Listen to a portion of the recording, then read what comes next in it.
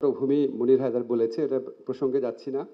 তবে আপনাদের সহযোগিতা, আপনাদের সমর্থন, আপনাদের ইনপুট ছাড়া কোনোভাবেই আমরা এই মহাযজ্ঞের কাজ শুরু করতে পারতাম না। ধন্যবাদ জানাচ্ছি, কৃতজ্ঞতা জানাচ্ছি। সেই সাথে সাথে আপনাদের মনে একটা প্রশ্ন আসে, আমরা প্রায় শুনি, পত্রিকাতে পড়ি যে এতদিন হয়ে গেল, এত আলোচনা হলো, সংস্কার কি করছি আমরা, আমরা কি বসে আছি নাকি? একটু বিনীতভাবে জানাই, আমাদের অলরেডি আশু বাস্তবায়নযোগ্য যে সংস্কার আছে, সেই সংস্কারগুলো আলাদা করে আমরা বাস্তবায়ন শুরু করেছি।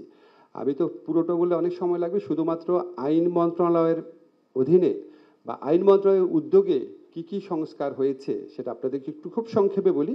যেমন আমরা সুপ্রিম কোর্টের বিচারক নিয়োগ অধ্যাদেশ 2025 প্রণয়ন জারি করেছি।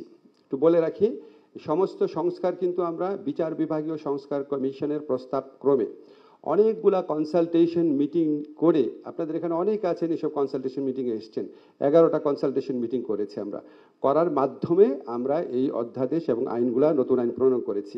সুপ্রিম কোর্ট বিচারক নিয়োগ অধ্যাদেশ 2025 এটা প্রণয়ন এবং জারি করেছি, এবং এটার অধীনে প্রথমবারের মতো বাংলাদেশের ইতিহাসে গণবিজ্ঞপ্তির মাধ্যমে সমস্ত আইনজীবী, যোগ্য আইনজীবী সুপ্রিম কোর্টে বিচারক হওয়ার সুযোগ রাখা হয়েছে।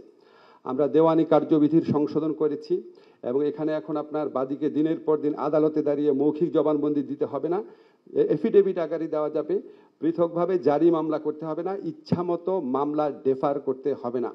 আমাদের হিসাবে এই দেওয়ানি মামলার সময়সীমা ইনশাআল্লাহ অর্ধেক কমিয়ে আনা সম্ভব হবে এটার মাধ্যমে। নারী ও শিশু নির্যাতন দমন আইন সংশোধন করেছি, পৃথক শিশু ধর্ষণ অপরাধ ট্রাইব্যুনাল গঠনের বিধান করা হয়েছে। গুরুতর যে ধর্ষণের ঘটনাগুলো আছে 30 দিনের তদন্ত এবং 90 দিনে বিচারের ব্যবস্থা করা হয়েছে। অলরেডি আপনারা আসিয়ার ধর্ষণ মামলাতে দেখেছেন 30 দিন না, আমরা ওখানে 14 দিনের মধ্যেই রায় পেয়েছি। সাক্ষী নিরাপত্তা ভাতার ব্যবস্থা করা হয়েছে। ছেলে শিশু বলাৎকারকে পৃথক অপরাধ হিসাবে চিহ্নিতকরণ করা হয়েছে। আমরা পাওয়ার অফ অ্যাটর্নি বিধিমালা সংশোধন করেছি, এটা আমাদের প্রবাসী ভাইদের অনেক দিনের দাবি ছিল। এখন পাসপোর্ট যদি নাও থাকে, পুরনো পাসপোর্টে নো ভিসা রিকোয়ার্ড স্টিকার থাকলে কিংবা জন্ম সনদ থাকলে বিদেশ থেকে পাওয়ার অফ অ্যাটর্নি সম্পাদন করতে পারবেন। ওয়ালটন আবারও মিলিনিয়ার অফারে ওয়ালটন ফ্রিজ কিনে আপনিও হয়ে যেতে পারেন মিলিয়নিয়ার। মিলিনিয়ার ছড়াছড়ি দেশ জুড়ে, এটা শুধু ওয়ালটনই পারে। আমরা বিভিন্ন আদালতে 8টা বিভাগীয় আদালতে তথ্য সেন্টার স্থাপন করেছি, এটা আরও বাড়াবো। বিবাহ নিবন্ধন বিধিমালা সংশোধন করে বৈষম্যমূলক বিধান, জেন্ডার বৈষম্যমূলক বিধান বাতিল করেছি। অনলাইনে বিবাহ ও তালাক নিবন্ধন করার বিধান সংযোজন করা হয়েছে। এছাড়া আপনারা জানেন আমরা তথ্য প্রযুক্তি মন্ত্রণালয়ের সাথে আমরা ডিজিটাল সিকিউরিটি অ্যাক্ট করেছি, সাইবার সুরক্ষা আইন করেছি। এই সাইবার সুরক্ষা আইন করতে গিয়ে আমরা 23টা ড্রাফট করেছি, এবং আমরা প্রায় 16টা কনসালটেশন মিটিং করেছি বিভিন্ন স্তরে, এবং এটা বোধহয় বাংলাদেশের ইতিহাসে প্রথম সাইবার সুরক্ষা আইন, যে আইনের কোনো সমালোচনা করা হয় নাই। আমার সাথে অ্যামনেস্টির প্রতিনিধিরা 2 দিন আগে দেখা করেছিল, এবং আমি খুব অবাক হয়েছি, তারা পর্যন্ত আমাদের এই আইনটার প্রশংসা করেছে। আমরা খুব ইমিডিয়েটলি আপনাদেরকে একদম কথা দিয়ে যাচ্ছি, আগামী 2 মাসের মধ্যে যেই পরিবর্তনগুলো করছি আইন মন্ত্রণালয়ের মাধ্যমে, সেটা হচ্ছে আইনগত সহায়তা কার্যক্রম, সেটা ব্যাপক বিস্তার করব। এখানে ডিটেইল কিছু বললাম না, বাট আমাদের লক্ষ্য আছে এখন লিগ্যাল এইড সংস্থার মাধ্যমে 35,000 মামলা নিষ্পত্তি হয় রাফলি বছরে, আমরা এটাকে 2 লক্ষ মামলায় উন্নতি করব।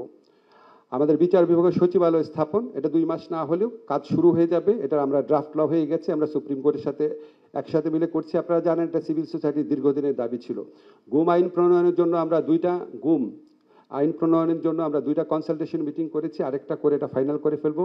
ফৌজদারি কার্যবিধির আমরা ব্যাপক সংস্কার করছি, এবং সেখানে মামলা দায়েরের আগে, আপনারা জানেন মিথ্যা মামলা হচ্ছে, তো মামলা দায়েরের আগেই, মামলা একদম ফাইনাল স্টেজ আনুষ্ঠানিকভাবে বিচার শুরু হওয়ার আগেই অভিযোগের সত্যতা নির্ণয় প্রাথমিক নিরীক্ষণের ব্যবস্থা রাখা হচ্ছে। মামলা দায়েরের 48 ঘন্টার মধ্যে যাদের বিরুদ্ধে মামলার কোনো ভিত্তি নাই তাদেরকে বাদ দেওয়ার ব্যবস্থা করা হচ্ছে।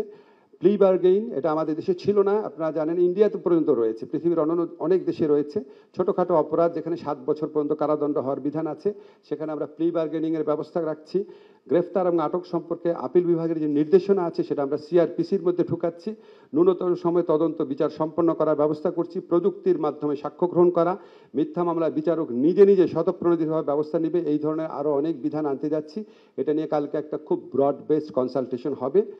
এছাড়া আমরা অধস্তন আদালতে বদলি নীতিমালা, বিচারকের পদায়ন সম্পর্কিত বিধি প্রণয়ন, জুডিশিয়াল সার্ভিসের সদস্যদের বিচার আচরণ বিধান, সেগুলি আমরা জারি করতে যাচ্ছি। বাংলাদেশ জুডিশিয়াল সার্ভিস কমিশনের মাধ্যমে আদালতে সহায়ক কর্মচারী নিয়োগ বিধি সংশোধন করছি। আমরা 8টা বিভাগীয় আদালতকে সম্পূর্ণ পেপারলেস আদালত করার জন্য ইউএনডিপির সাথে একটা প্রজেক্টে কাজ করছি। আপনাকে যেগুলি বললাম এটা শুধুমাত্র আইন মন্ত্রণালয়ের উদ্যোগে হয়েছে। একটা শুধু আমরা তথ্য প্রযুক্তি মন্ত্রণালয়ের সাথে করেছি, বাকিগুলো আমরা করেছি। এছাড়া বিভিন্ন মন্ত্রণালয়ের পক্ষ থেকে, যেমন আপনাদের একটু করে জানিয়ে রাখি, আমাদের যে স্বরাষ্ট্র মন্ত্রণালয় আছে সেখান থেকে আপনার পৃথকভাবে পুলিশদেরকে নিয়ে একটা তদন্ত ইউনিট করা, যারা তদন্ত ইউনিটে যারা পুলিশ থাকবে তারা অন্য কোনো জায়গায় বদলি হবে না, স্পেশালাইজেশন করার জন্য। আর এটা হচ্ছে পুলিশের মধ্যে একটা ইন্টারনাল অ্যাকাউন্টেবিলিটি মেকানিজম এস্টাবলিশ করা হচ্ছে। আর্থিক খাতে আপনারা জানেন অনেক সংস্কার করা হচ্ছে। দুর্নীতি দমন কমিশন নিয়ে যে সংস্কার প্রস্তাবগুলো করা হয়েছে সেটা, এবং ইলেকশন কমিশন সংস্কার কমিশনের মাধ্যমে সেগুলির অধিকাংশ আমরা আগামী 2 মাসের মধ্যে করে ফেলবো। আমি আরও দীর্ঘ বর্ণনা দিয়ে আপনাদের ভারাক্রান্ত করছি না, শুধু আপনাদের একটা জিনিস আশ্বস্ত করছি, আমরা এই সংস্কারের ব্যাপারে প্রচণ্ড সিরিয়াস এবং আমরা অলরেডি কাজ শুরু করেছি। এবং আমরা আশা করি আপনারা আরও বড় ধরনের সংস্কারের ক্ষেত্রে যে জুলাই সনদ আপনারা এগ্রি করতে পারবেন, সেই জুলাই সনদ এগ্রি করার মাধ্যমে আমাদের এই বড় ধরনের সংস্কার কাজে আরও অগ্রগতি সাধিত হবে। আমরা এই ব্যাপারে কমিটেড আছি। সবাইকে ধন্যবাদ।